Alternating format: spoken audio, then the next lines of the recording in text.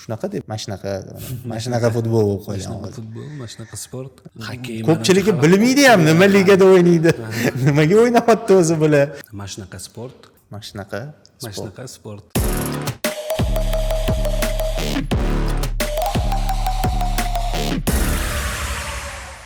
Assalomu alaykum. Mashnaqa sport birinchi soni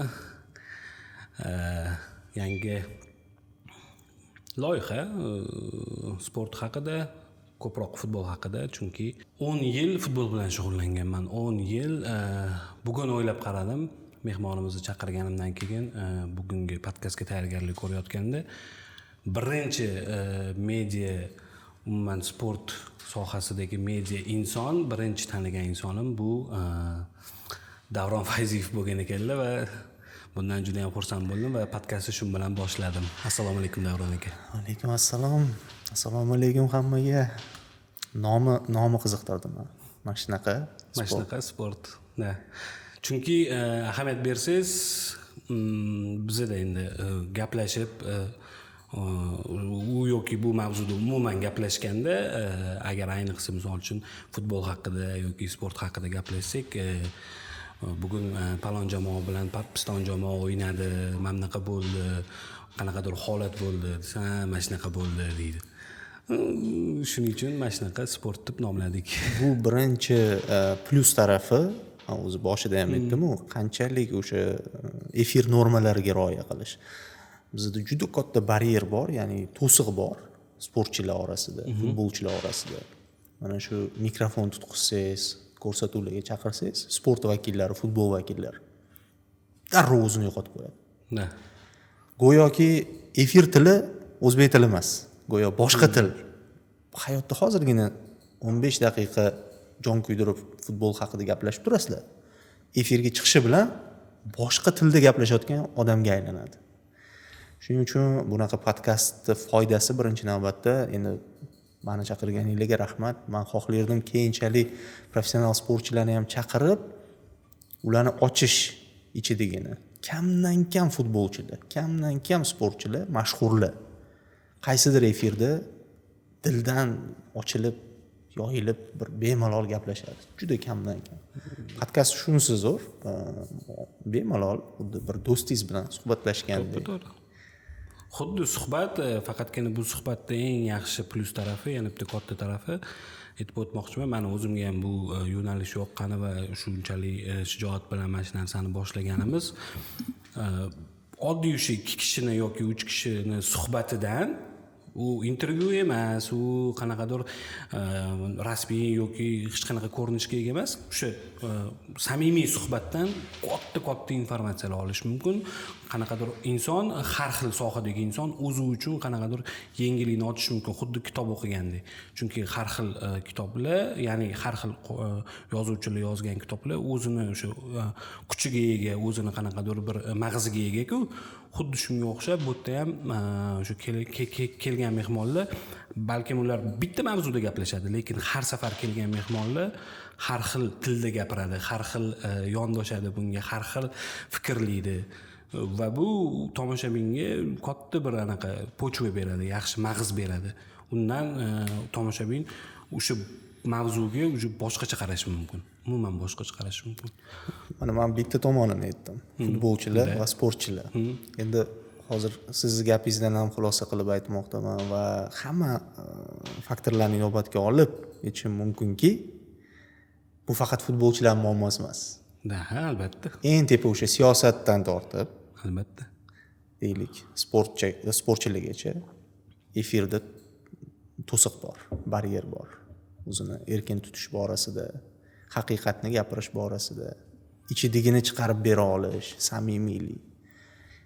Tomoshabin endi televideniya sohasini bir odam sifatida aytaman, shuncha yil o'zim uchun o'ylab, izlanib qidiraman-da, nimaga qaraydi? Xarizma, tashqi ko'rinish, nutq bir yo'q. Nimani oldida?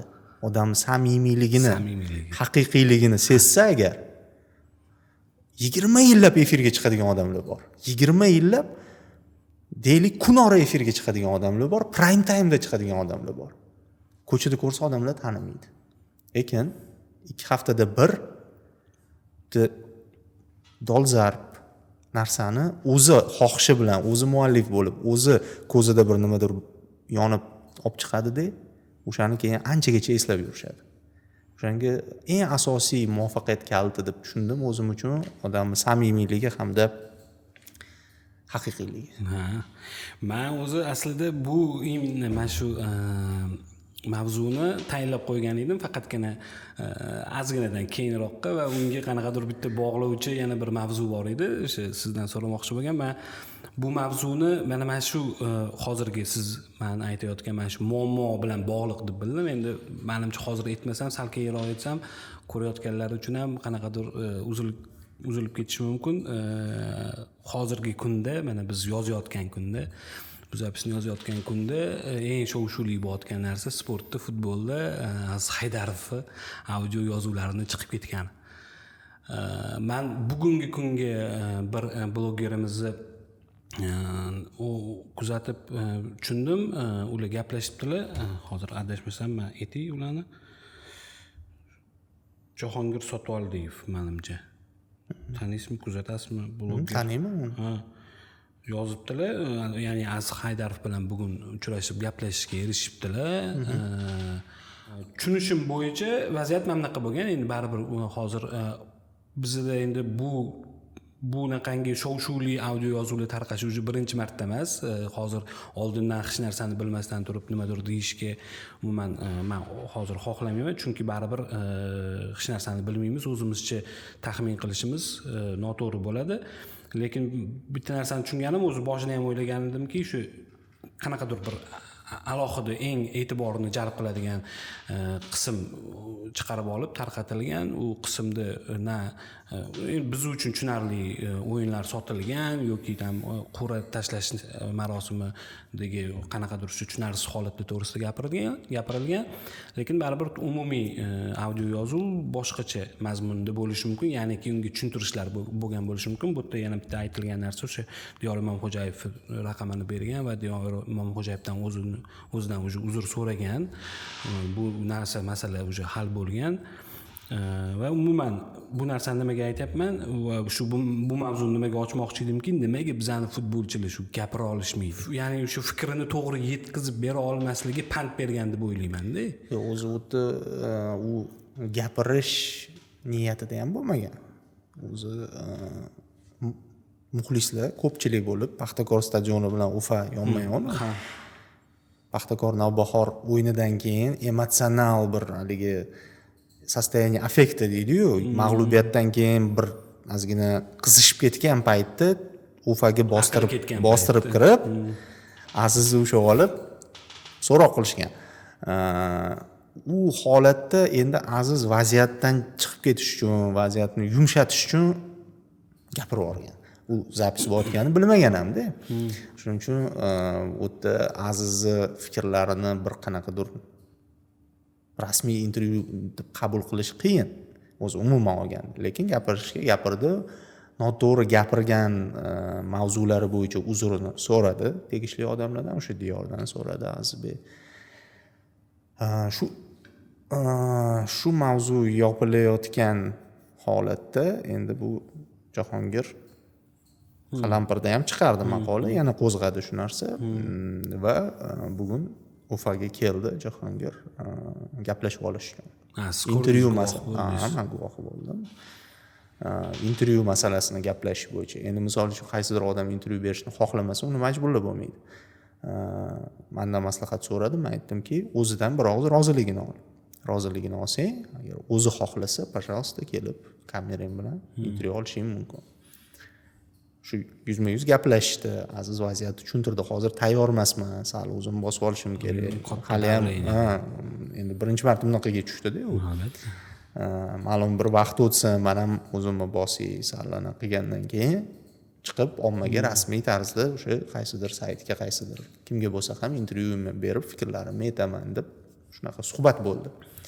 Inson hamma joyda tiliga ehtiyot bo'lish kerak-ku, lekin yozilib olib turib chiqarib yuborish holatida ancha-munchamiz tutilishimiz mumkin, misol uchun.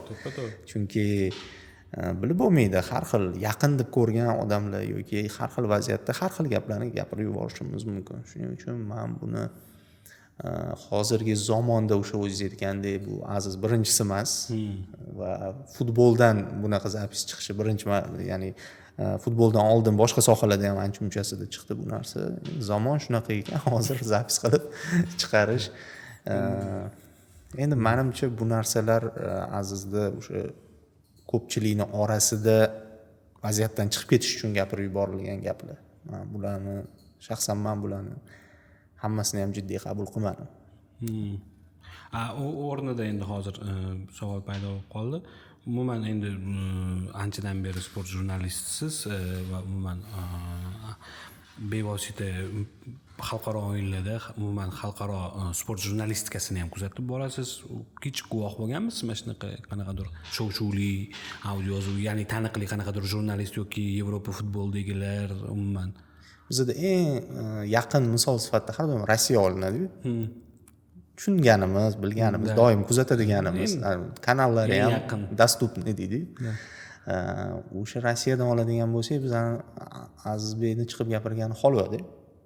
Haligi Arshavinni vaše ожидание, vaše проблемы deganlari, Shirokov 3 ta harfga jurnalistimi, muxlisimi jo'natib yuborgani, shunga o'xshash narsalarni oldida bizanikilar tag'in ham ancha joyiga qarab bilib gaplashadi. Shuning uchun bunaqa narsalar ko'p. Inglizlar juda sinchkov bu narsaga. Ispanlar hatto audio yozuv shart emas. Ispanlar shu uzoqdan kamerani o'rnatib qo'yadi-da, haligi lavini qimirlashi bo'yicha tagida titr qo'yib, mana bunaqa deb o'shanaqa chiqarib qo'yadi. Hatto o'sha murabbiy qaysidir taktikasini gapirib yuborishi mumkin yoki qaysidir futbolchi bilan konflikt bo'lishi mumkin. Uzoqdan bilinmaydi. Oxiri shunga keldiki, oxirgi yillarda mana bunaqa gaplashadigan bo'ldi. Murabbiylar bilan futbolchi. Maydonda ham hozir kamera borligini sezadimi, biladimi, faqat mana shunaqa gaplashadi. Bemalol mamda turib olib gaplashmaydi hech qachon.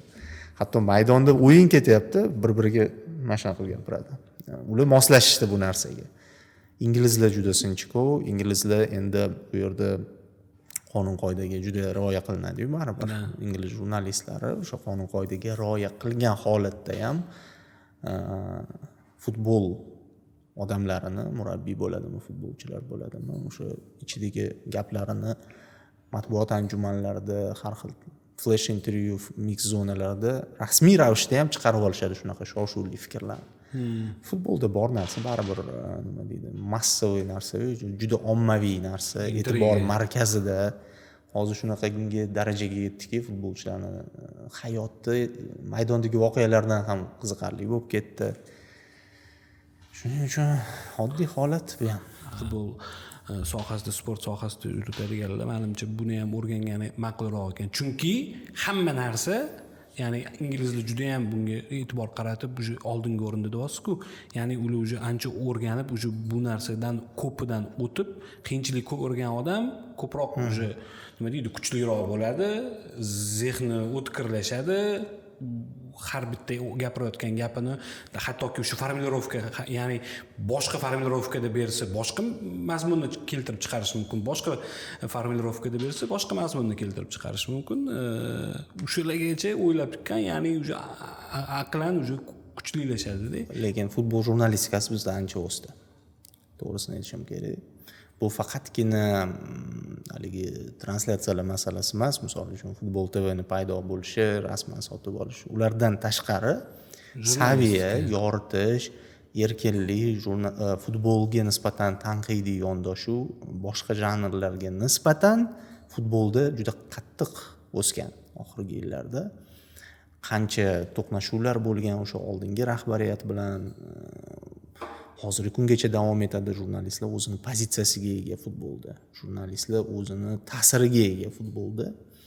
Shuning uchun ham bu masalada bizda normal daraja. Futbol jurnalistikasi normal darajada deb hisoblayman. Sizni o'zingizga qaytadigan bo'lsak, menimcha eng xalqaro o'yinlarni umuman borib yoritish bo'yicha, ya'ni men o'sha professional darajada Menimcha birinchi o'zbek sharhlovchisi stadiondan olib borgan. Bu 2017-yili. 2017-yil Cardiff Millennium. Yevropa futbolida ha, undan oldin Osiyolarga borardik. Osiyolardan borib sharhlardik. Osiyo mamlakatlarida Osiyo chempionatlarini borib stadiondan sharhlaganmiz. Yevropa futboli, jahon futbolida ha, shunaqa. Qanaqa u atmosfera?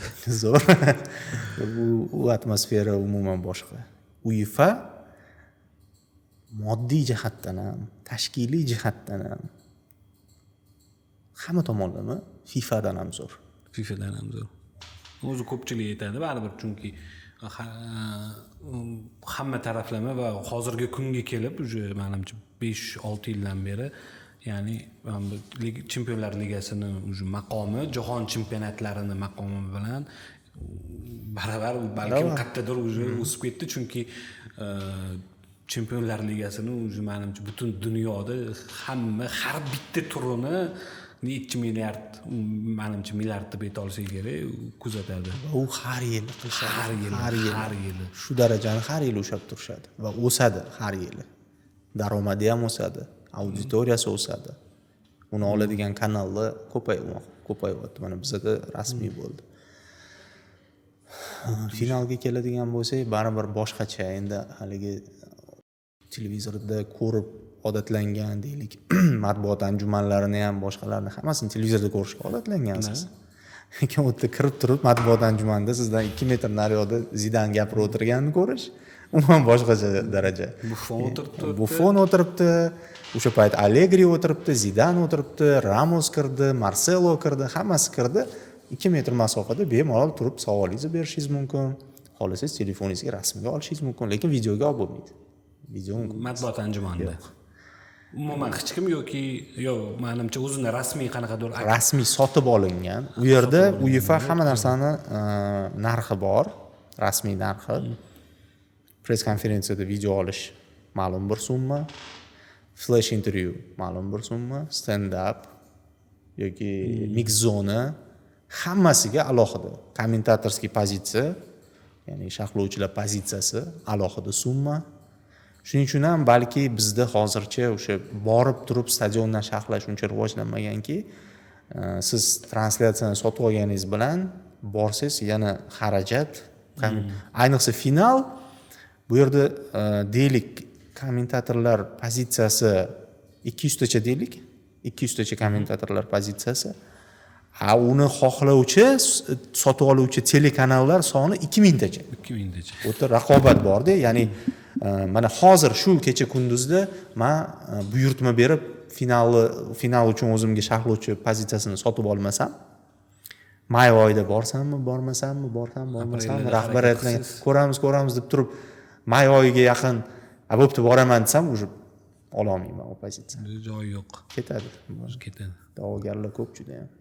Oldindan reja qilib, oldindan joyi olib qo'ymasangiz ketdi. Yo'da misol uchun hamma atrofimdagi telekanallarni hammasi topovoy telekanallar, hammasi. Eng dorog'i Match TV. Eng yengisi mana arab davlatlari qanaqa kuchayib ketdi-da, televideniyasi dahshat darajada. Ular optim o'sha bor paket hammasini sotib oladi. Hattoki VIP zonada bitta nima deydi, xonachasini olib, uni studiyaga aylantirib qo'ydi. Rasmiy o'yindan oldingi mashg'ulotda o'zini bannerini qo'yib, maydon yonida kichik studiyacha tashkil qildi. UEFA taklif qilishi mumkin bo'lgan barcha narsani ular sotib oldi. Shunaqangi dahshat mablag' tikiladi o'tdi televideniyaga. Tomosha qilib, havas qilib o'tiraverasiz. Ularning kompaniyalari UEFA bilan ham, o'sha grand klublar bilan ham hamkorlik qiladi-yu. Menimcha shuni o'zi ham hamkorlikdan tashqari pulini beradi, bo'ldi. U baribir u hisobga o'tmaydi. Menimcha unga alohida baribir unga shartnoma tuzib, albatta. O'zi UEFA nega bunchalik boy tashkilot? Nega FIFAdan ham boy? Hatto menimcha o'sha Afrika hammasini kankakavni qo'shganinglarda ham UEFAni ishlab topadigan yoki sarflaydigan puli kelib chiqmaydi. Ammo UEFA bu alohida juda yuqori top daraja. Har qadamim zavq bo'ldi-da, har qadamim. haligi stadionga kirdimda liftda tepaga chiqishda Raul bilan chiqdim, pastga tushdi Chiro Ferrara bilan tushdim. Bo'ldi, men uchun bo'ldi. Men bolaligimdagi bir 10 yillik masofadagi orzuyimga erishdim-da, shu liftda chiqib tushishim o'zida bo'ldi. U yoqda hali yana futbol sharhlashim kerak. Men tamom bo'ldim shu joyga o'zida. Men boya o'zi aytmoqchiman, matbuot anjumanida Zidan, Ramos, Buffon, Allegri o'tiribdi. Menimcha turk jurnalistdan ham ko'proq muxlisga aylanib qolishingiz. Rejalarim katta edi matbuot anjumanida. Haligi o'zimcha bir narsalar qilmoqchi edim.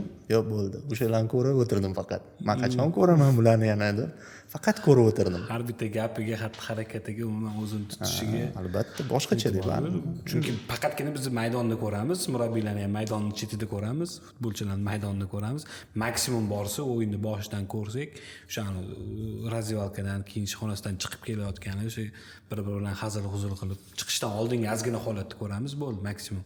Agar qanaqadir yana o'zimiz qidirib, mana YouTubedan qaysidir ko'rsatuvlarga kelganini yoki ko'rmasak, ma'lum bir 2-3 ta nimalarni ko'rmaymiz-da o'yinchilarni. Va Yevropa telekanallari shu qadar rivojlanganki, ularda kommentator, men futbol TV kommentator bo'lib o'tiribman O'zbekistonda. Qaysidir o'sha Ispan kanalining kommentatori Fernando Hierro o'tiribdi. Qaysidir ingliz kanalining kommentatori yonida Steven Gerrard o'tiribdi. Haligi studiya chiqib qo'ydi dedim, arablar. Ularda mutaxassis sifatida Roberto Carlos turibdi. Bu yerda men o'tiribman bitta o'zim. Ya'ni o'zim aytdim. Lekin mana bitta qadamda O'zbekiston ham shu haligi tusovkada qatnashdi. Ozgina bo'lsa ham. Endi bu yog'iga kuchaytirish kerak.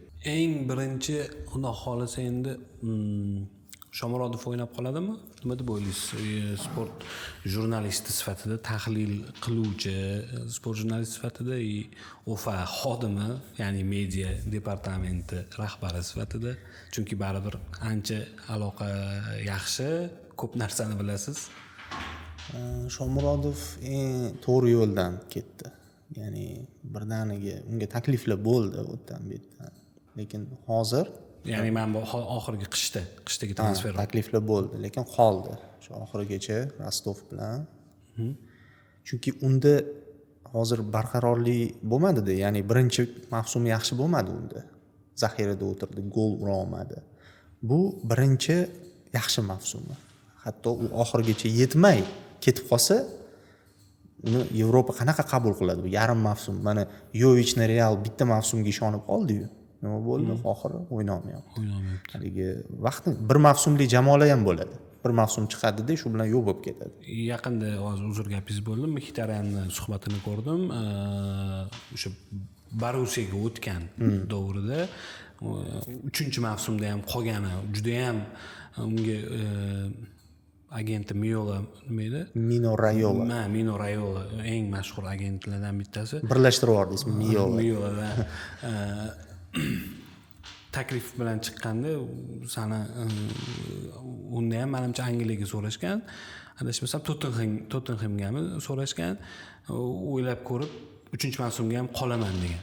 3-mavsumda, ya'ni Borussiyadagi 3-mavsumida oldingi mavsumdan ham yana yorqinroq o'yin ko'rsatgan. Undan keyin uje Man Unitedga. Mana Coutinho nima bo'ldi? 1 yil sabr qilganda Liverpool bilan balki keyinchalik qolib Chempionlar Ligasini ham yutgan bo'lardi. Lekin shoshdi, klub bilan konfliktga kirishib ketdi Barselona. O'yna oldimi? Yo'q. Qani hozir yo'q Coutinho. Ikkinchi yo'l bu mana Shomurodov yo'li xuddi anaqaniki Hollandga o'xshaydi. U nima qildi? Unga Real ham, Barsa ham chiqdi, PSG ham chiqdi, Manchester ham chiqdi, hamma chiqdi. O'tga o'tsa nima? Mana oddiy misol Real. Hozir Realga o'tganda Holland Benzemani o'rniga 10 minutga tushardi, 15 minutga. Bu mavsumni ikkinchi qismini deyarli yo'qotadi. Zaxirada o'tkazadi prosta. Borussiyaga o'tdi, nima bo'ldi? Mana zaxiradan tushdi, bo'ldi. Bu yog'iga endi unsiz tasavvur qilib bo'lmaydi Borussiya. Shomurodov ham shunaqa Rostovda ozgina Yevropa futboli nimaligini ozgina bilib olish kerak-da, shokka tushib qolmaslik uchun. Fransiyaga, Germaniyaga borib haligi oyog'i qaltirab tushsa, har qanaqa super yulduzingiz ham o'zini potensialini chiqara olmay qoladi. Hozir u Rossiya endi sal Yevropaga yaqinroq, sal o'sha atmosferaga yaqin, stadionlar nuqtai nazaridan ham Rostovga boshqa anaqalar katta zamonaviy stadionlar o'zida uverенность oshdi, ishonch oshdi. Endi yozda mana ketsa bo'ladi. Shunda ham hozir birdaniga top klub emas. O'rtacha, haligi balki Yevrokuboklar uchun kurashadigan Germaniya zo'r variant Shomurodov uchun. Menimcha ham shunaqa bo'lsa kerak, chunki uni ham o'zi ko'p aytdi, baribir ular qanaqadir taxmini bor agentlar bilan, umuman futbol o'sha klubini o'sha rahbarlari bilan, aynan Karpin bilan qanaqadir baribir, chunki Karpin nafaqat trener, menejer sifatida ham baribir o'zini unga maslahatlarini aytadi. Chunki baribir Karpin ochdi-da, chunki unga o'sha hozir Karpin berayotgan ko'rsatmalar Shomurodovni biz gaplashayotgan darajaga olib keldi, qo'pol qilib aytganda. O'rta o'sha ko'p intervyularda aytdi-ku, qishki transfergacha ham Germaniyada o'ynagim keladi. Menimcha ham shu Germaniyaga ketsa kerak. Germaniyada agar taklif qilgan. Hozir mana Rostov agar Chempionlar Ligasiga yo'llanmani olsa, unda qolib ketishi ham mumkin. Bitta variant shu. Bitta variant Germaniya. Endi bu yerda hozir masala bo'ladi. Rostov hozirgi ahvoli, ya'ni hozir ko'pchilik baribir yaxshi emas deyapti-yu ahvolini. Agar ahvoli yaxshilanib qolishi ham mumkin. Agarda u ya'ni Chempionlar Ligasi yo'llanma olsa, homiylar paydo bo'ladi, umuman pul paydo bo'ladi va o'zini o'sha kostek o'yinchilarini eng yaxshi o'sha o'ynab sigrinni deydi-ku ruschasiga. O'yinchilarni manimcha qo'yib yuborishi amri mahol. Shu Chempionlar Ligasi deganingizga esimga tushdi, boyagi mavzuga yana bitta qo'shimchada. Chempionlar Ligasida shunchaki guruh bosqichidan chiqqani uchun klublar oladigan pul Osiyo Chempionlar Ligasini chempioniga beriladigan puldan ko'p. Mana prosta oddiy solishtirishingiz uchun aytayapman. Chiqqani. Shunchaki guruhdan chiqqaningiz uchun. Va bu yerda g'olibligi. Ma'lumot. Bizda g'olibligi uchun qancha pul beriladi? Endi hozir aniq summa esimda yo'q. Bir necha million. Umuman Rossiya Premyer Ligasini ham hozirgi oxirgi paytda umuman jahon chempionati o'tkazgandan keyin ancha rivojlandi futbol. Umuman futbolga munosabat, umuman futbol tartibi, futbol madaniyati juda ham qattiq o'zgardi. Rossiya futbolidagi muammolar o'zimizga o'xshash. Lekin jahon chempionati juda ham qattiq ta'sir ko'rsatdi. Biz Moskvaga bordik sentyabr oyida. O'sha yoshligimda birga o'ynagan do'stim Dmitriy Kuzmenko hozirgi kunda bu yil yozda 19-yil yozda CSKA akademiyasiga o'tdi, trener, murabbiy, trener akademiyada taklif qildi o'yiniga, Lokomotiv bilan o'ynar ekan. Lokomotiv arenaga bordim. U yoqda mana RJD arena bo'lsa, RJD arenani oldida o'sha akademiyasini xuddi bizni qaysi Etilik Lokomotiv stadionimizga почти o'xshab ketadigan Sapsan arena bor ekan. RJD arena katta, tushuntirish uchun mashina Sapsan arena mashina. Bu bizni Lokomotivga sal yaqinroq keladi. O'sha yerda o'yin ekan. Shunday metrodan chiqdim, odam, politsiya, muxlislar ko'rinib turibdi, futbol muxlislari tushunmadim. Men endi so'rayman deb o'sha politsiya xodimidan Sapsan arenaga qanaqa o'tsam bo'ladi desam, yo'q, javob bermadi. Keyin qarasam, Lokomotiv ekipirovkasida ketayotgan yigit bor ekan, undan to'xtatib so'radim. Sapsan arenaga desam, Sapsan arenaga borasanmi, RJDgami? Bugun o'yin-ku deyapti-da menga. Qanaqa o'yin bugun desam, Lokomotiv bilan Rostov o'ynayapti deyapti shu kuni. Amma Sapsan arenaga ketdim. Yo'q, Sapsan arenaga ketdim desam, u RJDni shunday orqasidan ketasan deb ko'rsatdi. Xullas, u yoqqa qarab ketdim. Yaqinlashganimda yo'lakcha bor ekan, men ham shu yerdan kirsam kerak. Bu yoqda o'sha katta markaziy stadion, hamma muxlislar kirib ketyapti. U yerdan kirdimda qarasam, sariq jiletkada volontyorlardan so'rasam, juda ham e'tibor bilan yosh bolalar, lekin shunaqangi bir ehtiros bilan muomalada. To'xtang, siz Sapsan arenaga bormoqchimisiz? Ha, yuring. Yana qaytib olib chiqib umuman xaritani chizib berdi. O'sha yerdan yetib bordim-da. shunaqangi darajada u hamma ishini tashlab qo'ydi. Men bunga murojaat qildim va bittagina savolimga javob berdi. Undan keyin yana bitta qiziq holat bo'ldi. O'yin do'stimni topdim, o'rtog'im bilan uni o'yini tugadi va u bilet tayyorlab qo'ygan ekan. Ketdik, o'sha boshlandi o'yin, kirasanmi? Конечно, kiraman. Qanaqa qilib Shomurodov kelganman, kirmaymanmi? Kirdik, o'sha 15 minutlari o'tdi birinchi taymni. Stadionga kirib ketyotgandik, u yoqdan volontyor yugurib chiqib to'xtatdi ikkalamizni. Men qizil Liverpool futbolkasidaman, o'rtog'im endi CSK ning murabbiysi, CSK ekipirovkasida. 13-sektorgami kirishimiz kerak edi. Va какой sektor? Bundoq qaradi, 14-sektorga 13 yonidan kirishimiz kerak. Shunda mana bu sуда мы должны зайти desek, yo'q dedi, kirolmaysan dedi. Nimaga desa, bu yerda Rostov muxlislari o'tiribdi, Rostov muxlislari CSK. Mana to'xta, CSKmi? Sen o'tdan kirolmaysan, hozir agar kiradigan bo'lsang, seni yeb tashlashadi deyapti-da. Nima qilaylik desa, aylanib kelasanlar, 15-sektor oldidan o'tib, yo 12-sektor oldidan kirasan dedi-da. Majbur bo'ldik aylanib kirishga. So'rayapti ratsiyadan, o'zini volontyorlarning kattasidan. Тут в экипировке ЦСКА, тут тренер ЦСКА, он хочет зайти. Мы можем пропустить, да? Нет, не пропусти его никак, ни в коем случае, видишь, они какие. Да, уже ularni tushuntirib ketyapti-da. Yo'q, bu yoqdan kuzatib, butun stadionni aylanib, 12-sektordan уже kirib joyimizga o'tirdik. Shunaqa darajada u nima deydi, putvoditellar, hech qanaqasiga adashib, hech qanaqa qiyinchiliklarni tug'dirmaydi. Rostov Yujniy shahar. Juda ham qiziqqon ekan. Men hayron bo'ldim, nima u sizga keyin u ham o'rtog'im ham aytib berdi. Ular juda ham qiziqqon, chunki u oldin Rubinda, Kazanda edi. Umuman Kazanga o'sha ancha yildan beri Kazanda birinchi o'zi darvozabon edi. Biz bilan yoshlikda o'ynaganda darvozabonlar bilan shug'ullanib, keyinchalik sekin akademiyada faoliyatini boshlagan edi. Bolalari o'sha yaxshi natijani ko'rsatgandan keyin CSK tortib oldi. Hozir mana bir o'zbek futbolidan chiqqan yigit CSK akademiyasida bor. Bizning mutaxassislar ko'p klublarda ishlashadi. Hatto o'sha Rostovda ham biron yoshliklarda Shershov necha yoshdadir? Akapyans o'zimizning yoshlikdagi kumirlarimiz. Shershov hozir tushdingiz, men anaqa murashka побежали ruschasiga aytadi. Именно mana shu aynan ikkita o'yinchi deb ko'proq futbolni yanada kuchliroq sevganman. Undan oldin birinchi Robert Agar, chunki chap tomon himoya va chap tomon yarim himoyada o'ynaganman. Akapyans paydo bo'lganda bu men uchun odamlar olib tushardilar Paxtakor stadioniga. Paxtakorda o'yinda ham, O'zbekiston terma jamoasi o'yinida ham faqatgina nigohim, ko'zim, muxlisligim o'sha chap qanotga bo'lardi asosan. Hamma umuman Bahodir Said Kamalov вообще men uchun juda ham anaqa o'yinchi. Keyinchalik birga o'ynaganmiz. U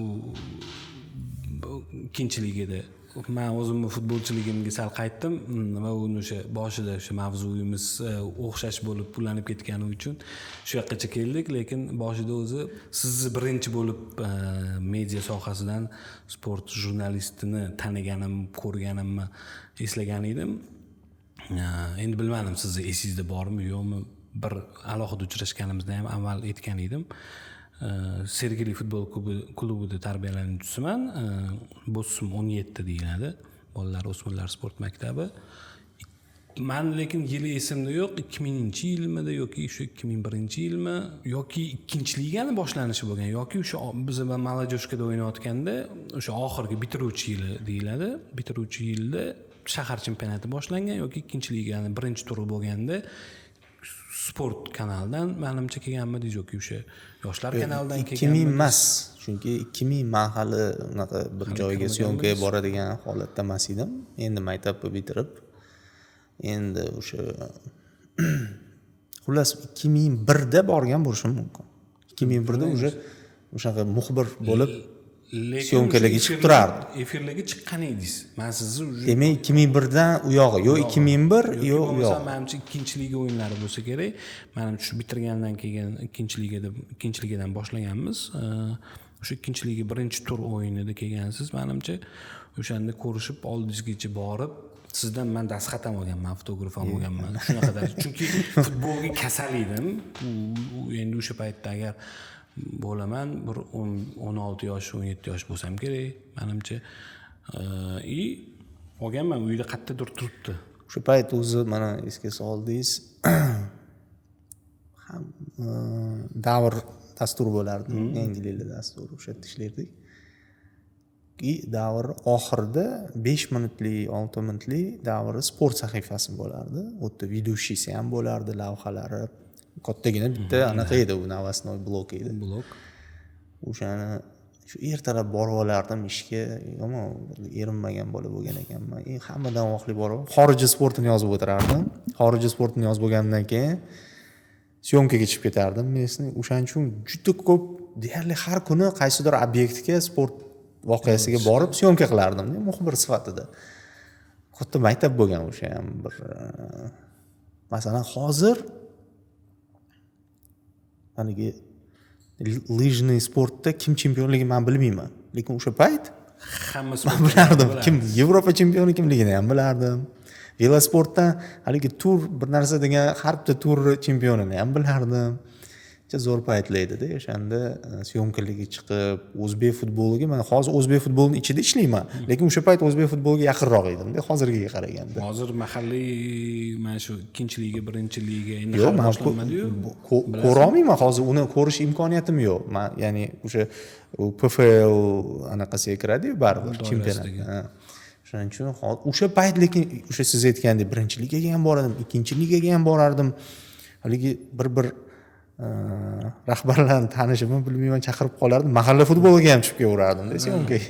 Endi boshlangan payt edi, chunki u paytda mahalla futboli bizani ham chaqirishgan. Biz bir marta endi mahallaga o'ynash kerak deb o'ynaganmiz. Keyin bu yoqdan sekin murabbiylar, shahardagi nimalar futbol federatsiyasida xodimlari kelib, sekin san bu yoqqa o'ynamaysan. Nimaga? Sen futbolistsan, sen ikkinchi ligada o'ynaysan, sen palon futbol klubiga tegishlisan. Bu mahalla futbolga qatnashmagan mahallada futbol o'ynaydiganlarga deb saralab yurishardi u mahalla futbollar. Hozir menimcha yo'q. Hozir mahalla degan turnir boshlashdi. Men o'tgan yildan boshlashdi, bir eshitganim. O'sha turnir tiklandi. To'xtab qoldi. Tiklandi, mana endi tiklandi. O'tgan yil tiklandi.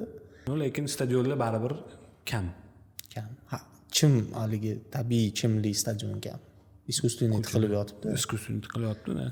Искусственный bizani klimatga faqatgina bahor kuzda asqotishi mumkin. U ham bo'lsa oxirroqlarda va bahor boshida. Chunki suv bo'lgani uchun rezinadan juda ham qattiq.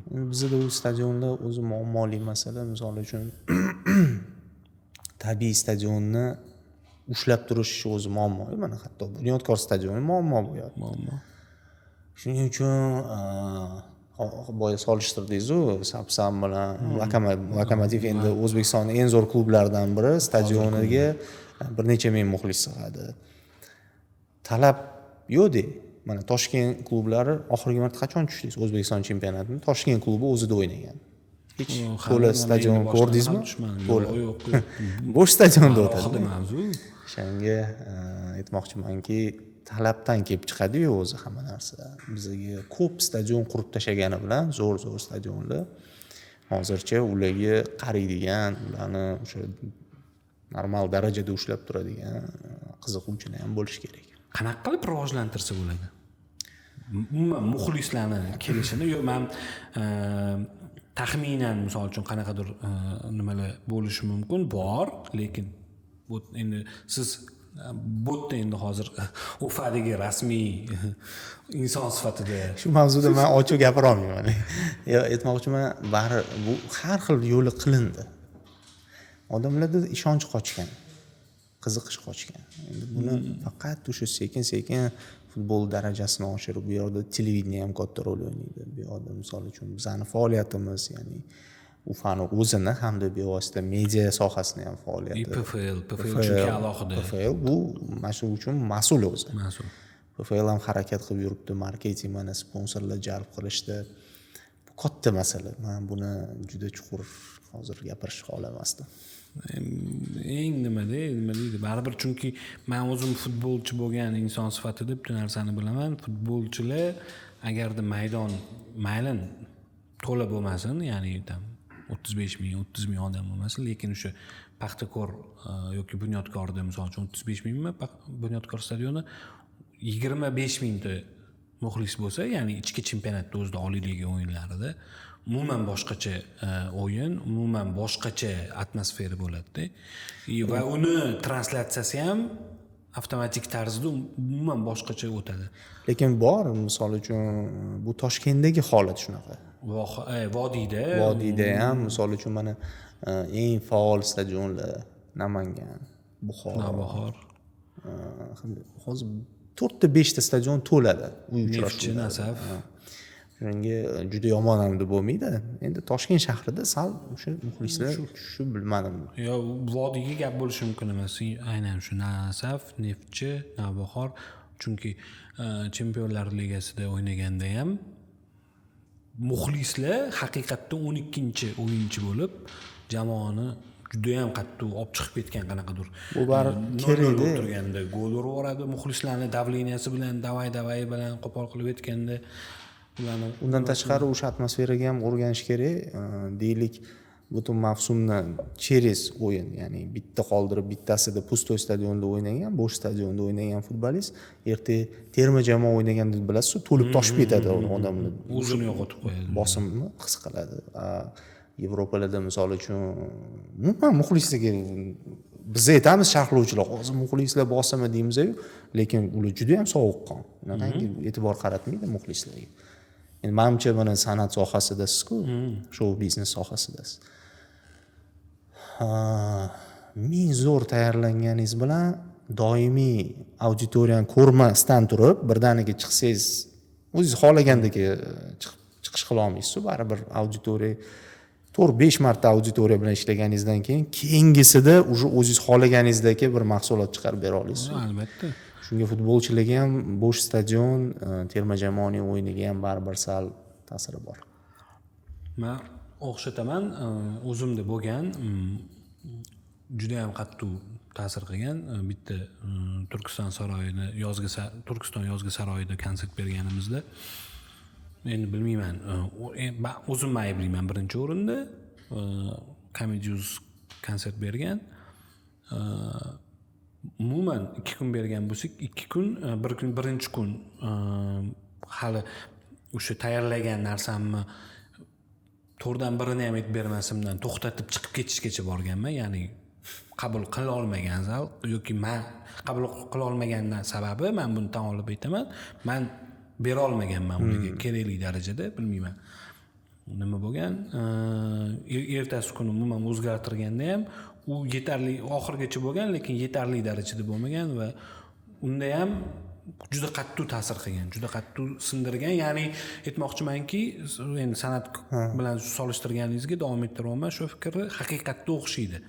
Ya'ni bizni futbolchilar, ya'ni o'sha ichki chempionatda baribir o'ynaydigan futbolchilardan tashkil topadi-ku ko'p qismi terma jamoani o'sha o'yinchilari klubida ham Navbahor, Paxtakor, Bunyodkor hammasi butun Oliy liga chempionatida agar muxlislar bilan birgalikda o'ynab o'zini attachment qiladigan bo'lsa, ruschasiga aytganda, ertaga terma jamoada уже muxlislar ko'p bo'lganda undan уже ilhomlanishga o'rganadi. Chunki san'atkor ham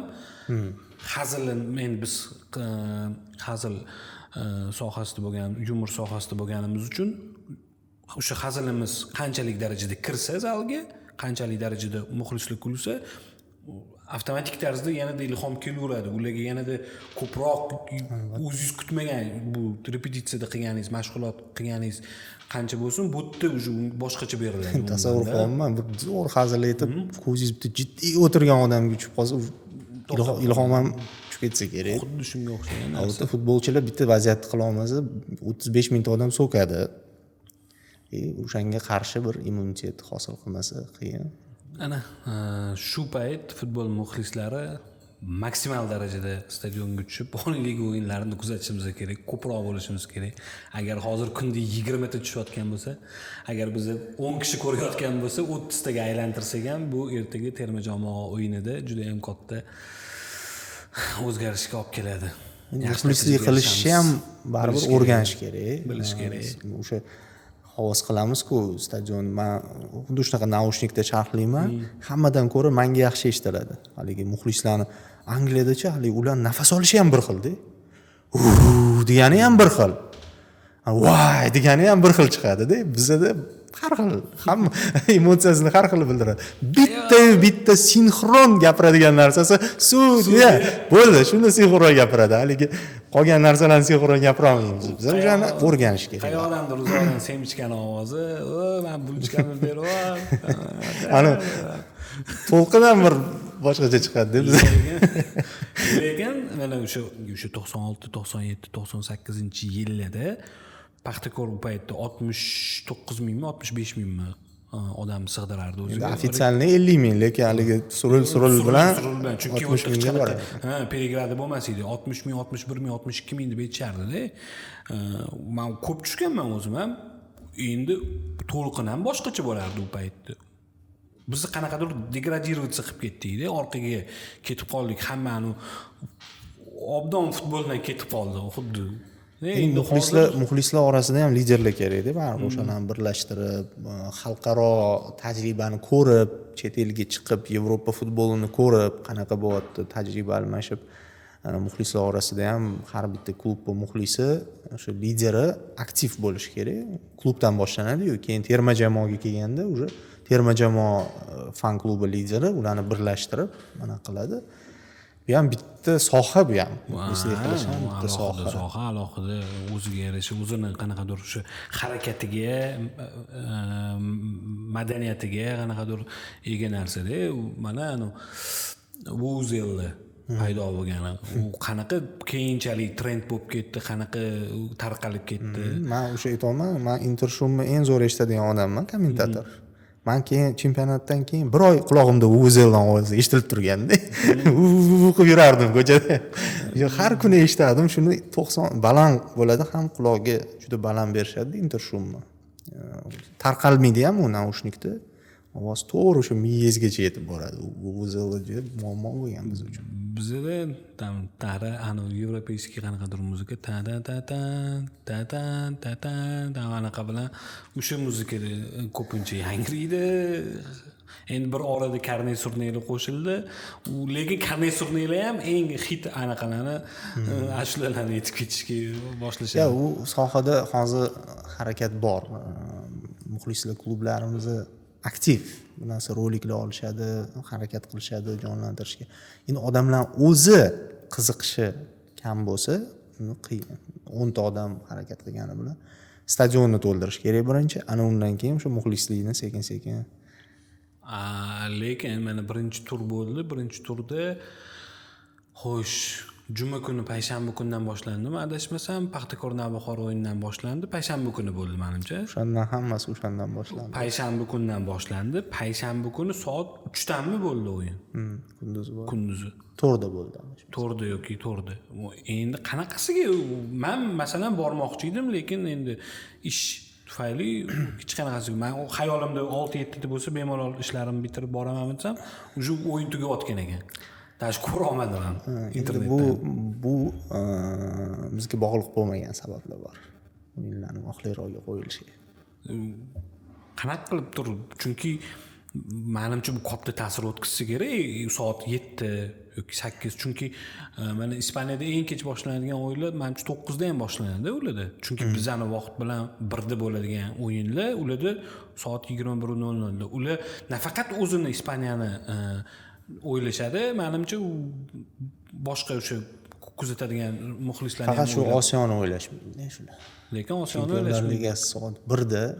Yana eng alamlisi qishda bizda vaqtliroq qorong'i tushadigan paytda, hamma vaqtliroq uxlashga yotadigan paytda 1 soatga suriladi yana kechki. Juda noqulay. Mana hozir Ispan futbol mutasaddilari vaqtliroqga surishdi ancha-muncha o'yinlarni. Bitta klassiko adashmasam vaqtli bo'ldi. Soat 7 larda, hamma 8 larda bo'ldi. Birinchi marta unaqa vaqtli. Shu narsaga harakat boshlandiki, bu Osiyodagi katta-katta telekompaniyalarning talabi bo'ldi. Misol uchun arab davlatlari yoki Xitoy, Yaponiya, Koreya televideniyasining talabi bo'ldiki, hech bo'lmasa ba'zida katta o'yinlarni vaqtliroq. Angliya buni muntazam qo'llaydi. Angliyada o'yinlar sezgan bo'lsangiz, ertalab Angliya vaqti bilan 11 da ham bo'ladi o'yin. Bo'ladi. Shuning uchun endi u shanba yakshanba bo'ladi. Weekend.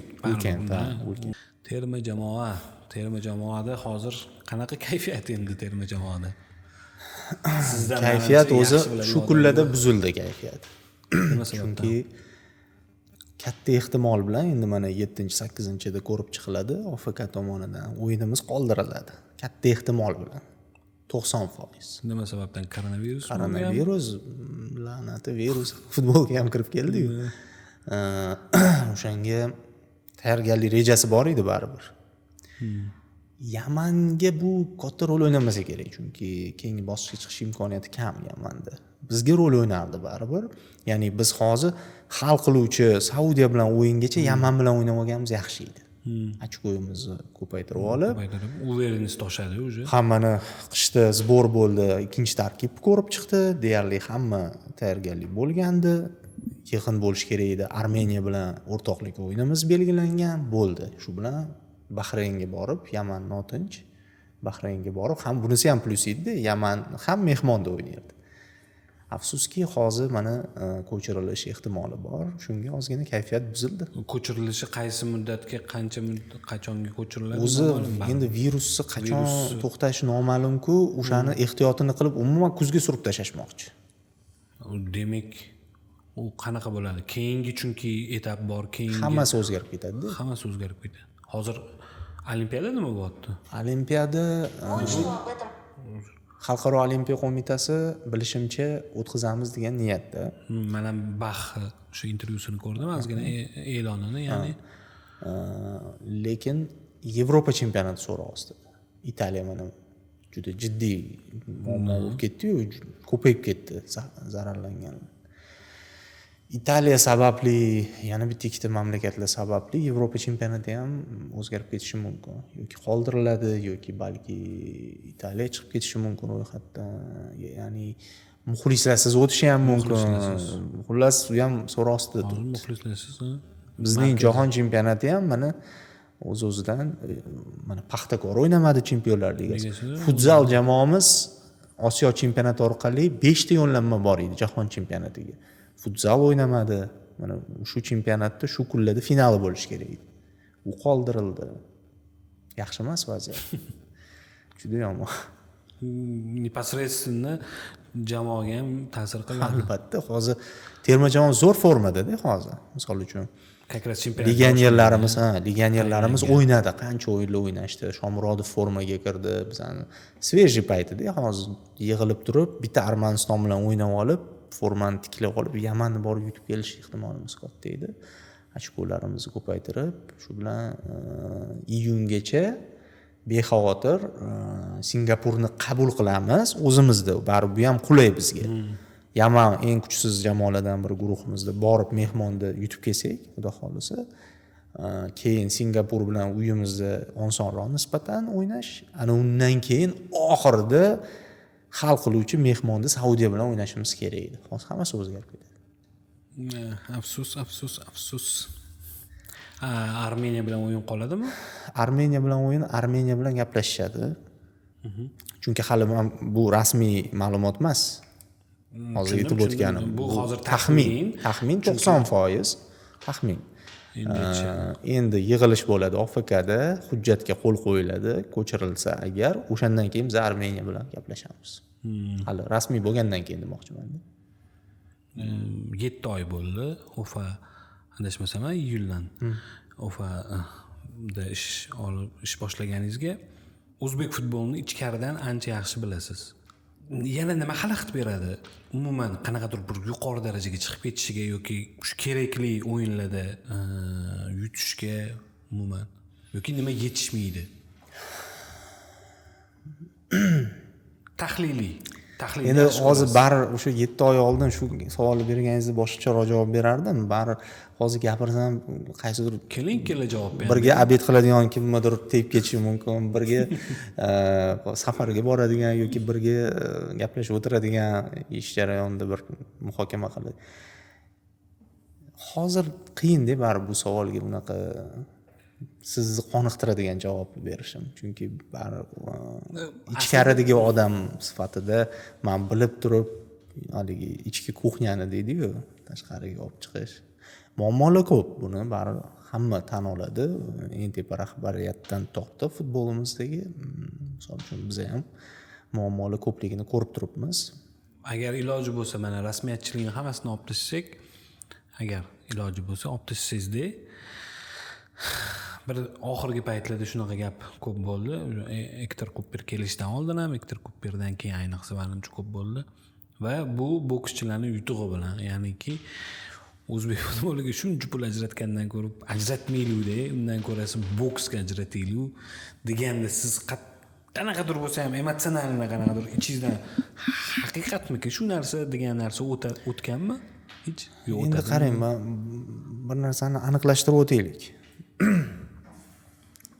O'zbek futbolida o'sha soliq to'lovchilar va davlat tomonidan ajratiladigan, hozirgi shu kecha kunduz ajratiladigan pul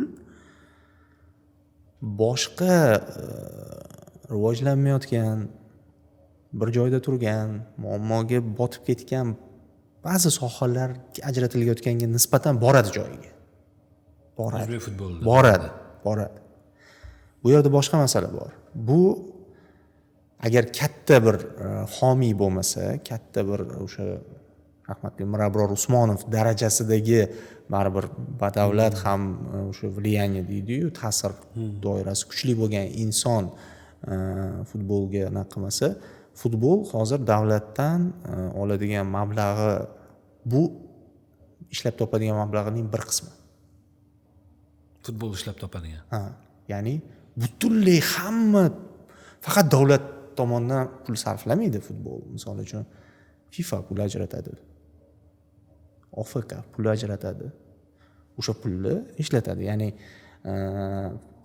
futbolga ketayotgan pulga juda unaqa yotib olib qiladigan darajada emas. Davlat tomonidan ajratiladi. To'g'ri, u ham katta mablag', uni ham baribir nazorat qilish kerak, uni ham baribir o'sha odamlar o'shanga yarasha natija kutadi. Lekin bu narsa bo'yicha men rasmiyatchilikda emas gap, rostdan aytaman, futbolda tag'in ham boradi. Ancha-muncha mablag' u yerda balki bordir, o'sha nopok qanaqadir bir yo'lini qilib o'shani o'zlashtirayotgan, lekin shaxsan men buni ko'rganim yo'q. O'ylashimcha hozirgi holatda, hozirgi kunda, hozirgi rahbariyat bilan bunaqa ishlar qilinmasa kerak. OFK bilan FIFA tomonidan berilayotgan pul. Mana buni nazorati juda ham muhim, joyiga yetib borishi. Chunki OFK bilan FIFA shunchaki futbolimizni qo'llab-quvvatlash uchun bergan pulidan tashqari boshqa yo'nalishlarga ham homiylik qiladi. Ya'ni chekkaroq qaysidir hududda stadion qurib ber deb berishi mumkin. Infratuzilmani qaysidir futbol maktabini remont qilib ber deb berishi mumkin. Loyihalar bor-da, har xil FIFAni, OFKni. Mana shunda muhim yetib borishi.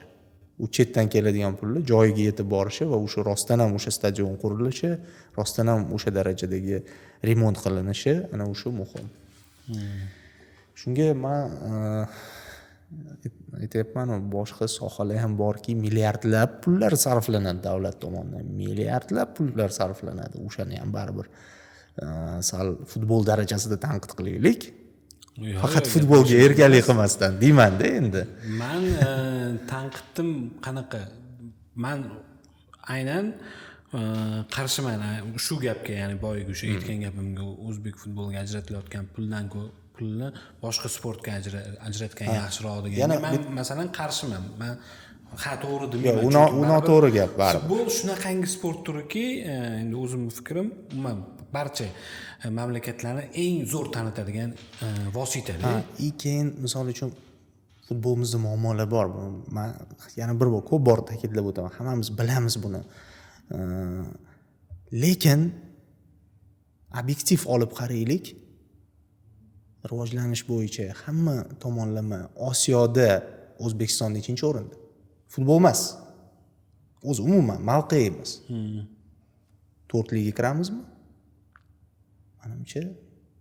Lekin futbolda biz 4-liga kirmasak agar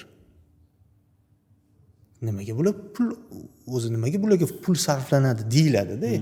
Real olib qaraylik, biz hali bunaqangi bir Osiyoda lider bo'lib ketadigan darajaga yetib bormadik umuman olganda. Hatto butun o'sha futbolimiz infratuzilmasini olib qaraganda. Talab yuqori. Futbolni shunchalik yaxshi ko'rishimizdan men o'zim ham terma jamoamiz yutqazsa, o'zimni qo'yarga joy topa olmayman.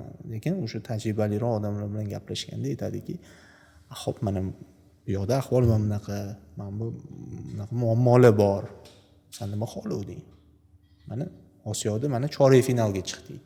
8 taliga kirdik, yo 4 taliga kirdik. Yoki ana yoshlar o'rtasida yaxshiroq o'rin oldik. Shu bizning daraja" deyiladi. Shuning uchun biz aytmoqchisizki, o'z men ham haqiqatan bir xillarda qo'shilaman. Biz o'zimiz juda ham ko'p narsa talab qilib yuboramiz-da. U kezi kelganda, vaqti kelganda bizda yutuqlar bilan muammolarga ko'z yumib yuborish oson. Qaytangi qaysidir yutuqqa erishsak, muammolar shunda o'z-o'zidan yuvilib ketgandek bo'lib qoladi. Demak, yaxshi ekan futbolimizda deb o'ylab to'xtab qoladi, to'xtab qoladi. Balki to'xtamas, lekin ko'z yumishni boshlaymiz. Shuning uchun real olib qaragandagi holatimiz futboldagi shu. O'shandan kelib chiqib biz sekin-sekin tizimni yaxshilab borib turib, keyin sekin boramiz o'sha natijaga. Hozir emas. Hozir tizim bilan jiddiy shug'ullanmoqda. Albatta. Tizim bilan. Hammasi akademiyalardan, yoshlardan, oddiy maydon bilan to'pdan olaylik. Maydon bilan to'pdan olaylik. Futbolga nima kerak o'zi? Ikkita narsa kerak. Maydon bilan to'p, bo'ldi, boshqa narsa kerak. O'shandan boshlab toki o'sha terma jamoamizgacha yetib borguncha tizimda to'g'ri ishlash mexanizmini ishga solishimiz kerak. Hech qayerda uzilish bo'lmasdan, hech qayerda o'sha korrupsiya bo'lmasdan, hech qayerda qoqilish yoki qaysidir e'tiborsizlik, qaysidir rahbarlarning e'tiborsizligi bo'lmasdan normal bitta futbolchi zinadan bir tekisda chiqib borishini ta'minlash kerak. O'sha tizim o'sha zina tegidek, oyog'ini tegidek zina.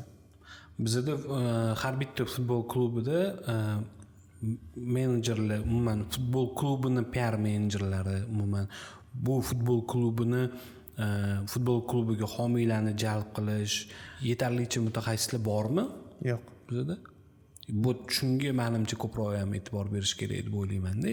Chunki o'sha oddiy hammamiz futbolga muxlislik qilamiz.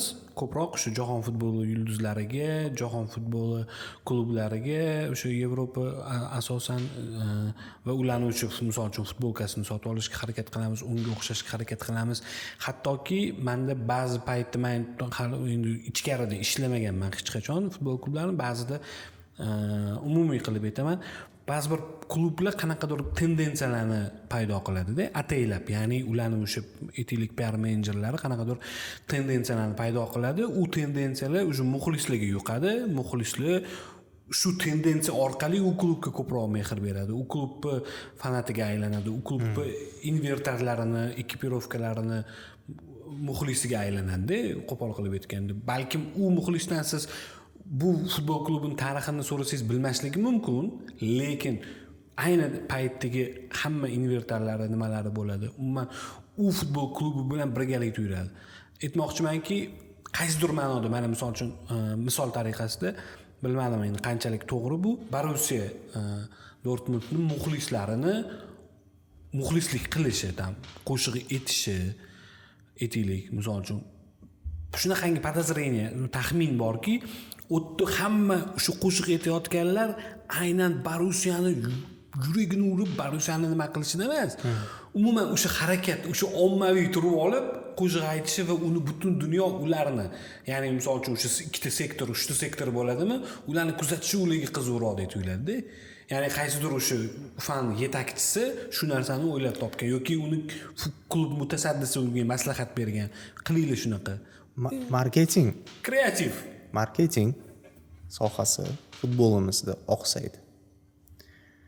Marketing sohasi mutaxassislari sanoqli, futbol marketing sohasi qo'l bilan sanoqli. Bitta-ikkita klublar jiddiy e'tibor berishadi.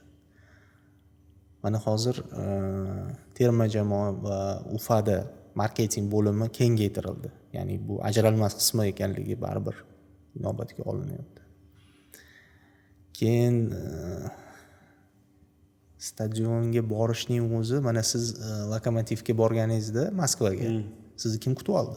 Kim yordam berdi sizga? Volontyorlar. O'zbekistonda borsangiz kim kutib oladi sizni? Yordam beradimi? Iloji boricha hayotingizni murakkablashtirib beradi. Militsiya xodimlari turgan bo'ladi.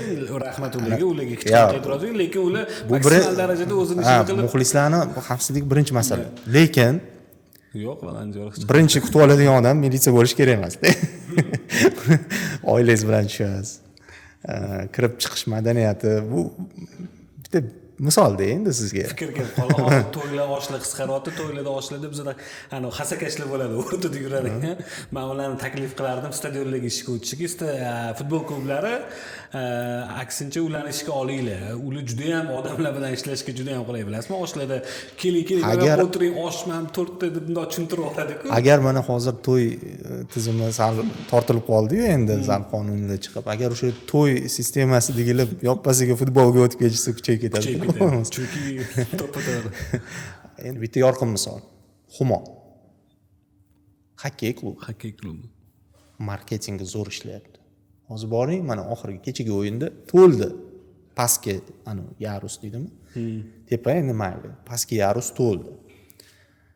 Qisqa muddat ichida marketing shunchalik to'g'ri u yerda mablag' ajratildi, lekin o'sha marketologlar ishlab topishdi, odamlarni qiziqtira olishi. Yangi inshoot ham bu yerda rol o'ynadi, reklama rol o'ynadi. Qilsa bo'ladi. Bizda ham o'sha sekin-sekin mana shuni rivojlantirish to'ppa-to'g'ri aytdingiz. Bu muxlislik madaniyatidan tashqari stadionlarning to'lishiga ham olib keladi. Futbolni bir mahsulot sifatida yoqimli bo'lishiga olib keladi.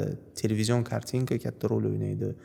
Endi marketing rivojlangandan keyin televizion kartinka ham o'sha stadionga kirib kelishlari, avtobus, hamma jarayonlarni ko'rsatib berganda, yorqin bir chiroyli kartinka ko'rganda odam futbolga qiziqmasa ham jonli deb o'sha jonli efir deb yozib qo'ygan.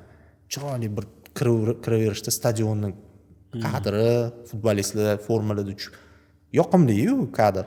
Bizdan o'zi odam yog'iga ham ko'rgisi kelib ketadi. Shunaqa deb bu narsa bizda afsuski hozircha oqsayapti bu soha. Xumoni yaxshi eslatdingiz. Men to'ppa-to'g'ri qo'shilaman. Marketing yuqori darajada bir marta bordim yo 2 marta bordim o'yinga. Bir kichkina muammo bo'ldi va u muammoni ta'sirlanib o'zimda shunchaki Xumoni o'sha ichida xokkey o'yindan keyin suratga tushgandan keyin xokkeyga keldim deb yozdim va o'sha muammoni aytdim va hashtag qo'ydim, Xumo Toshkent deb.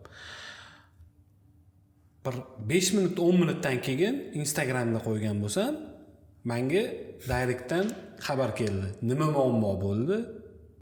Qanaqa muammo bo'ldi? Уже marketing bo'limidagi xodimlar aloqaga chiqishdi. Bu Instagramdan Twitterga ham o'tadi. Twitterdan ham sirazi xabar keldi. Nima bo'ldi? Sirazi feedback. Qo'limni ko'tardim, gap bo'lishim aytdim, ular menga tushuntirish berdi, tushundim, gap bo'lishi mumkin emas. Agar misol uchun bu yerda endi bitta narsa borki, o'sha muammoni to'g'ri ayta olsa, to'g'ri yondashib ayta olsa va haqiqatda siz aytganingizdek, u har bitta sport sohasidagi marketologlar hozir уже internet rivojlangan, sotsial tarmoqlar juda ham rivojlangan. Mana oddiy misol aytib berganim, feedback bilan juda ham katta o'zgarishlarga e'tiborish mumkin. Chunki oddiy muxlis, har xil muxlis bor, har xil dunyoqarashga ega muxlis bor. Hammasi yaxshi bitta fikr aytishi mumkin. Mana masalan, men aytgan muammoni ular tushuntirib berishdi va men ular bilan rozi bo'ldim. Lekin agarda balki menda u muammoni yechimiga qanaqadir bir taklif bo'lganda, balki ular qabul qilishi ham mumkin. Chunki men bilan kontakt bor ishdi. kontaktga. Avtomatik tarzda rivojlanib ketadi. Humo futbol klublarimizga planka qo'yib berdi. Humoni boshidagi o'yinlarga hech kim tushmasdi. Shunga bu og'riqli masala. Futbol hozirgi kunda nima deydi, народный igra emasda, xalq o'yini emasda. Ko'proq xalq ozgina sovigan. Sovigan. Ko'proq hozir boks imidji o'sha futbol bar mamlaqa degan imij bor-da. Mashnaqa futbol bo'lib qolgan. Futbol, mashnaqa sport. O'shanga uni imijini yaxshilash uchun ancha ishlashga to'g'ri keladi. Hozir terma jamoani birinchi navbatda. Endi bizda yana bitta narsa borki, Humoga odamlar tushadi-yu, yutadi, yutqizadi, farqi yo'q. O'ynab ketishga tushadi. Ko'pchiligi bilmaydi ham nima ligada o'ynaydi, nimaga o'ynayapti o'zi bular, nima qilib boshqa davlat komandalari kelyapti, nima o'zimizning komandalar bilan o'ynamaydi, bilmaydi ham ko'pchilik. Prosta maza qilib ketgan. O'sha narsani hech bo'lmasa bizda futbolda bari natija kutishadi-da. Shu natija klubni bor sarf xarajati ham hammasi qat'iy natijaga qaratilganda.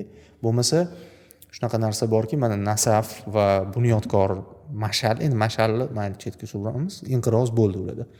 Bunyodkor bilan Nasaf misolida aytishim mumkin. Ularning rahbarlari juda katta pul tikkan paytda faqat menga shu chempionlik kerak demaganda akademiya ochgan. Akademiya ochib, sharoit qilib berib, hozir u pul tikadigan rahbarlar yo'q. U unaqa darajada pul tikilmayapti, lekin o'sha Bunyodkor bilan Nasaf akademiyasining evaziga nafaqat kun kechiryapti, balki foyda ham topyapti. Va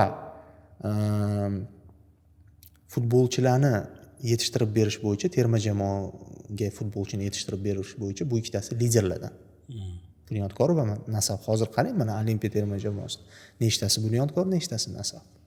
Ya'ni akademiya qurishda mablag' yana 4 ta rivalni olib kelsa bo'lardi o'sha pulga. Yo'q, akademiya qurildi Bunyodkor. Nasaf o'sha payt OFK kubogi emasda, Chempionlar ligasiga orientir olib, legionerlar olib kelib, kuchaytirib, yaxshiroq qilsa bo'lardi. Yo'q, akademiya qurdi. Mana o'sha akademiyani hisobiga ular o'sha rahbarlar hali ham qaysidir ma'noda maqtov eshitishadiki, katta turtki bergan bo'ladi futbolimizga. Aytmoqchimanki, hadeb mana Humodan kim natija kutdi? Hech kim natija kutmaydi hozir. Humo atrofidagi infratuzilmani kuchaytirib tashladi. Xuddi shunday tarzda hozir futbolimizda bizda natijani-chi 10 yosh boladan ham natijani talab qilishadi. Sindirib tashlashadi bolani, so'kib tashlashadi. Ota-onalar, ba'zi murabbiylarda 12 yosh bola futboldan zavq olish uchun kelgan.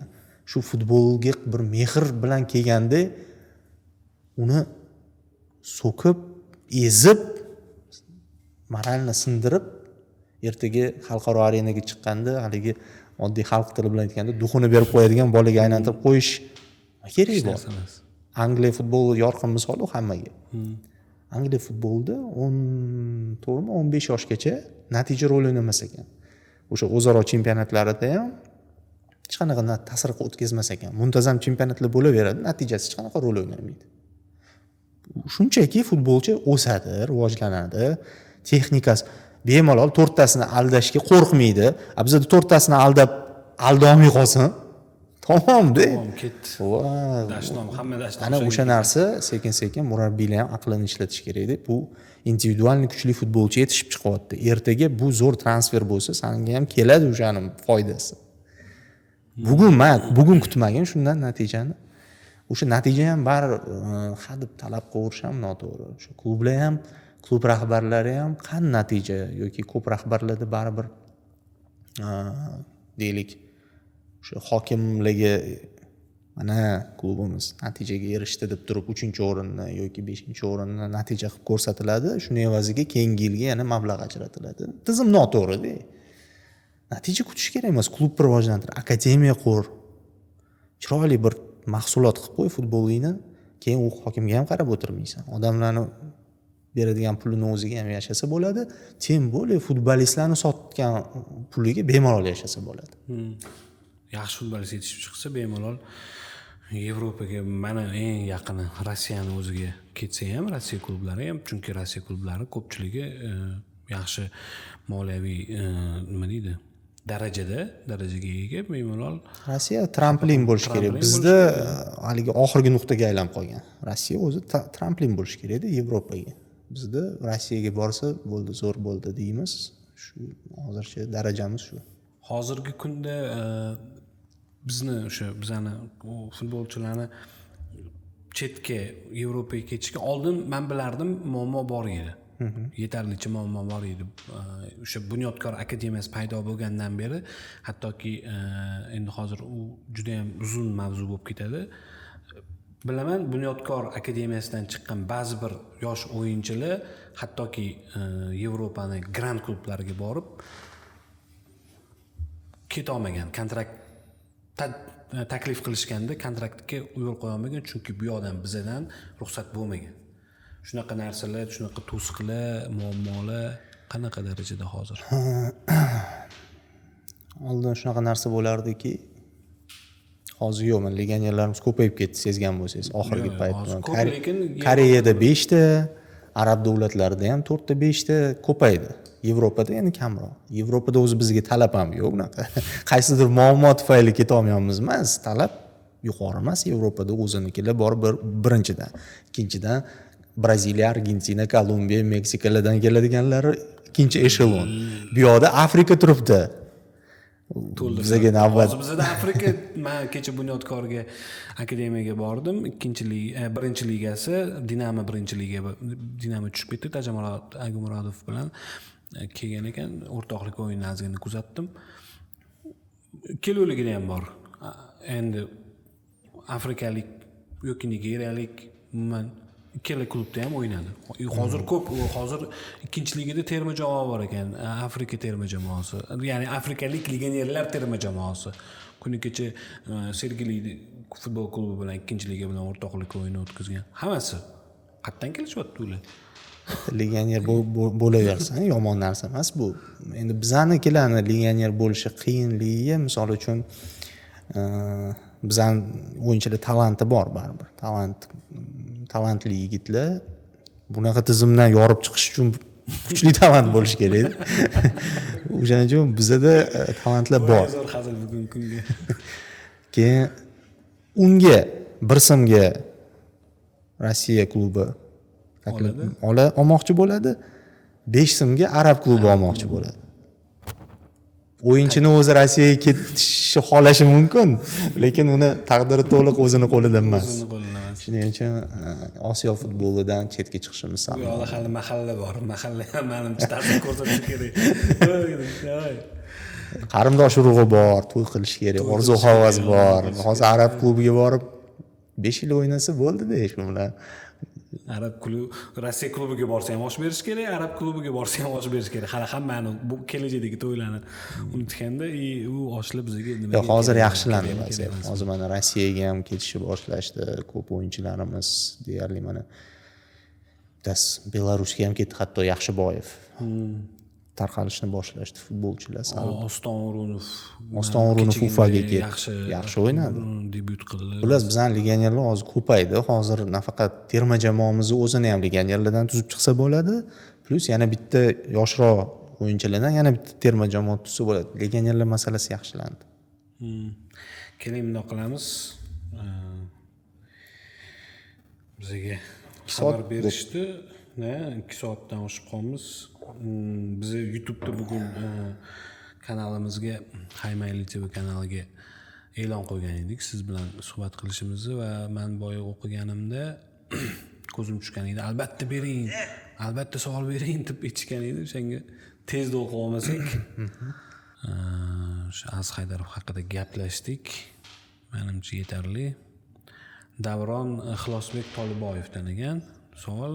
Davron aka, qanday sportchilarni o'z kumirim deya olasiz? Mening kumirim sizsiz aka deb aytibdilar.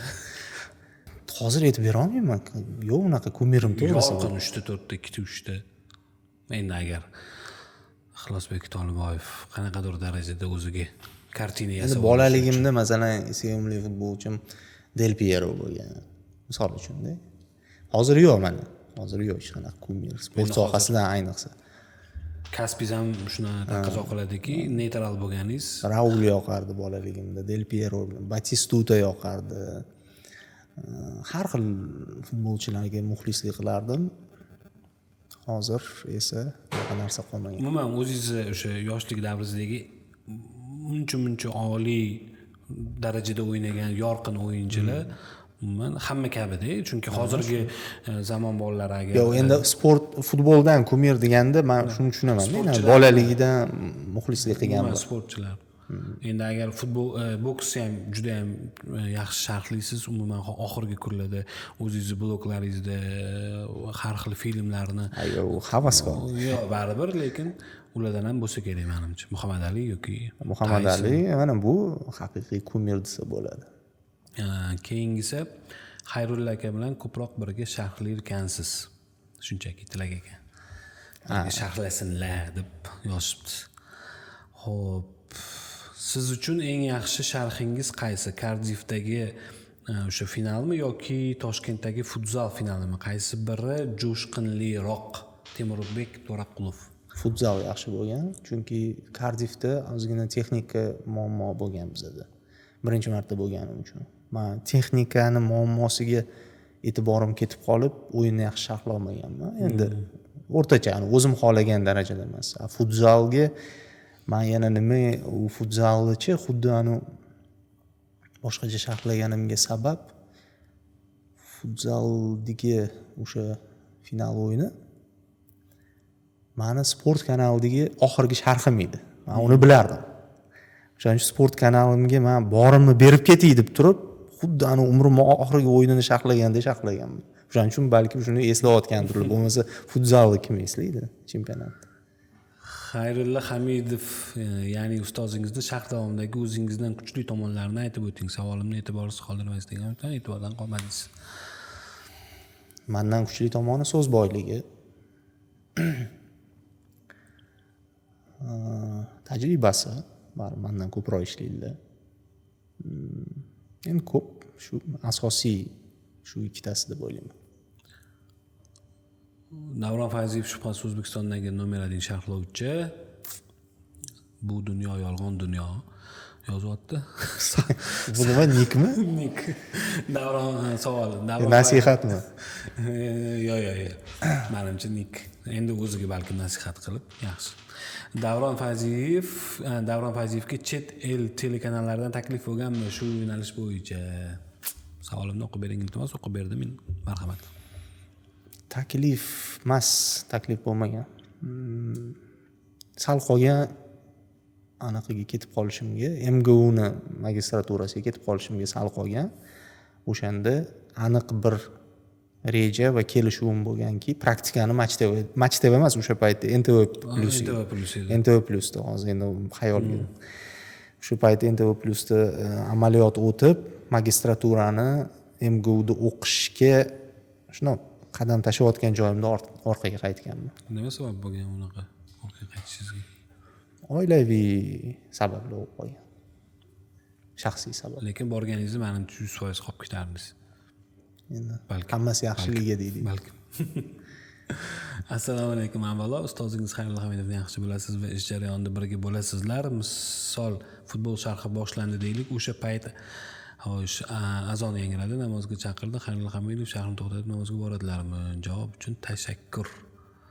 Endi agar iloji bo'lsa Xayrulla Hamidovga bera qolaylik. Bu savol men endi sharhda Davron Fayzievning nomer 1 futbol haqida gaplashishga Bobur Akmalov sharhda Davron Fayziev nomer 1 futbol haqida gaplashishga Bobur Akmalov zo'r. Omad, rahmat. Sizga omad.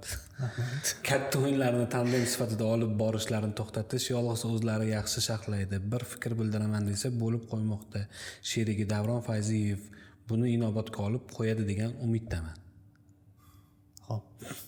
Sharhlovchi bo'lmoqchi bo'lganlar bor, qanaqadir maslahat kerak, ularga tanish bilish bormi yo'qmi? Tanish bilish emas, o'qish kerak. Nima bu? Shunaqa deb yozilganda Messi, Ronaldo darajasida 20 yoshli yigit terma jamoaga kelsa, jahon chempionati terma jamoa safida o'ynay oladimi yo'qmi? U yigit futbolchi emas, shunchaki maktabni tugatgan oddiy odam. Messi bilan Ronaldo darajasidagi futbolchi kelsa, bizani terma jamoaga tortmaydi u. Futbolchilarimiz oyligini so'rashibdi sizdan. Nechi pulgacha, nechi puldan boshlanadi? Ana ish taklif qilganda yozib qo'yiladi-ku. Men aytmaysizlar, eshitmaylar. Agar kimnidir savoli o'tib ketgan bo'lsa, aybga buyurmishlar. Bizning texnik imkoniyatlarimiz tugab bormoqda. Menimcha bu suhbat yana keyinchalik davom etadi deb o'ylayman, chunki masalan men maza qilib suhbatlashdim. Rahmat mana. Sizni ko'rganimizdan, studiyamizda mehmon bo'lganingizdan xursandmiz. Rahmat. Ishlaringizga omad. Podcastga ham omad tilayman. Maza qildim. Yana ko'rishamizga umiddaman. Rahmat. Mashnaqa. Nima mashnaqa ayting, podpisatsiya qiling. Bizga podpisatsiya qilinglar, bizga kolokольчикka bosinglar, sizlarga yangi videolarni e'lon qilib turadi, bildirib turadi, sizlar ko'rasizlar. Biz ko'p bo'lamiz, keyin ko'p katta mavzularni birgalikda suhbatlashamiz. Biz bilan birga bo'linglar.